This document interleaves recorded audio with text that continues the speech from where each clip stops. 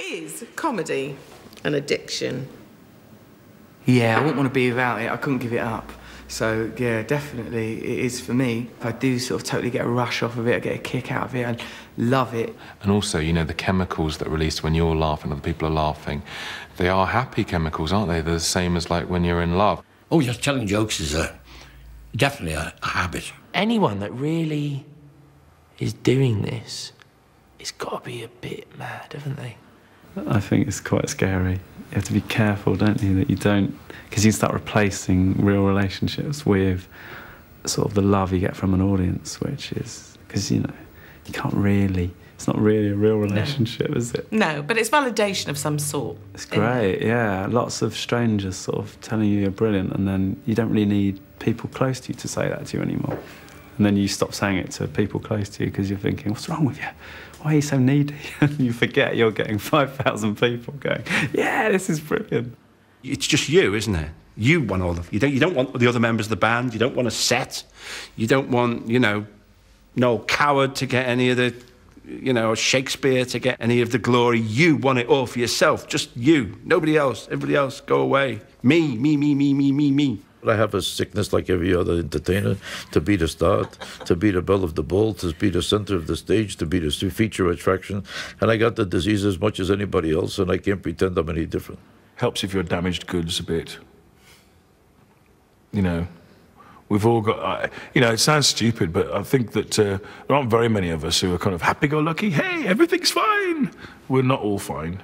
I always thought with, like, Hancock and Cook and people like that I sort of thought, like, you know, like, if you lived on an island, you'd think, I better become a good swimmer. So I sort of think that if you're a depressed person, that there's a tendency to learn how to be funny. My theory is that if you have a, dare I say, a heightened sense of comedy, it's not so surprising that you might have a heightened sense of tragedy as well on the same side, that you are afflicted by that. I mean, as much as I can, I will seek out a comedy film to watch. I will actively avoid watching something that I know will upset me, because I can't really cope with it very well. Not all comedians are depressed, but I think a very large number of them are.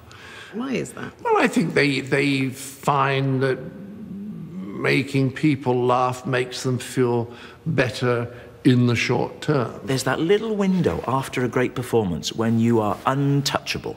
You feel great. But 20 minutes later, you're in the car and you're going home.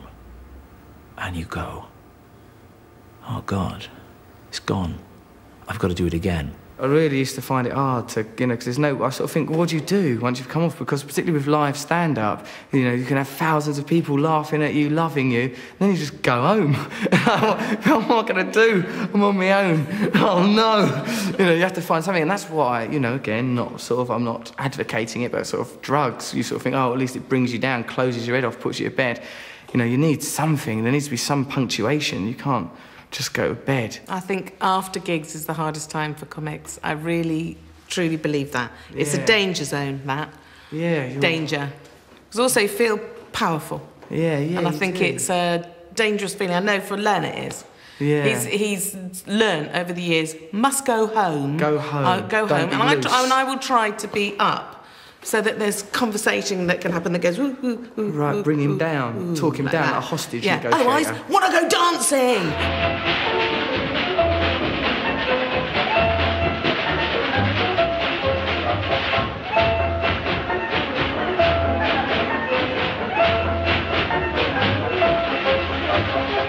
Who's your sternest critic?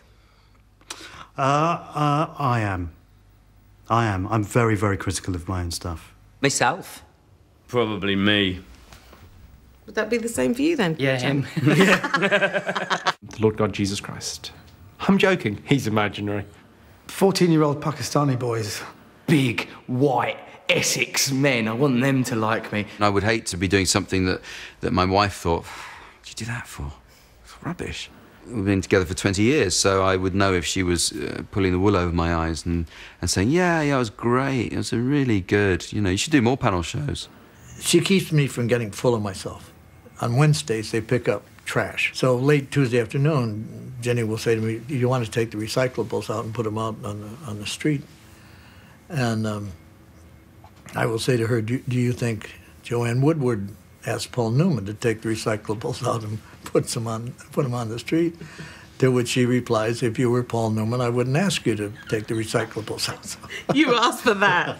You so asked for that. I said to my brother, oh, did you see any of Comic Relief when they had the, you know, Lou and Andy and Brian Potter and the Proclaimers song? And he went, no, I didn't see it yet. I will. I just haven't got round to it.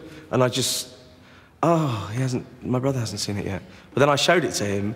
Yeah, it's good. Yeah, I liked it. And I just, those few words, just because ultimately, you know, certainly once you've had a bit of success and you've really made lots of people laugh, you do want to make your mum and your dad and your brother and your partner laugh, don't you? Really, you know. My dad came to see me. I knew he didn't really understand everything I did, but he just came backstage because I loved every minute of it. What do you think your obituaries will say about you?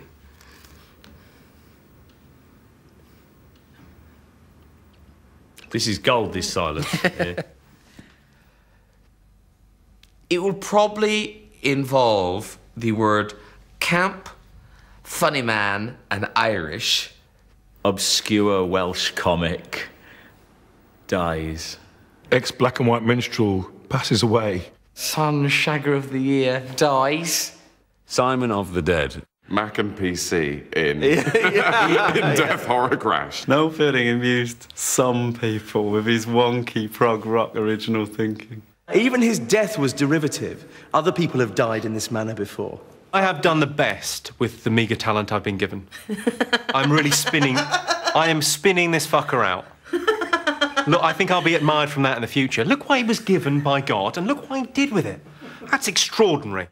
I'd hate my obit to be, he was funny. I'd hate that, because there's more to life than being funny. You know what I mean? I think there's always been a bit of me that bristles at the idea that you can be funny just because you're wacko, and where the skill is discounted.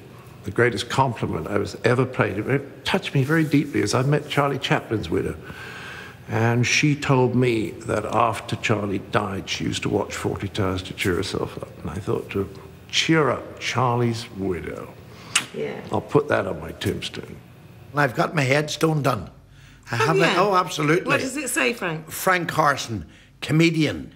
And underneath, catchphrases, it's a cracker. It's the way I tell him, news at 10 sober, rest in peace. And then underneath, quiet, isn't it? Comedy.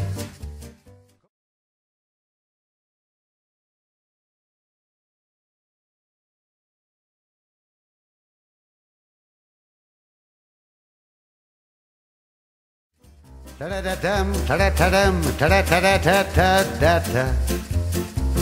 Ta-da-da-da-da-da-dum. La comédie d'un jour.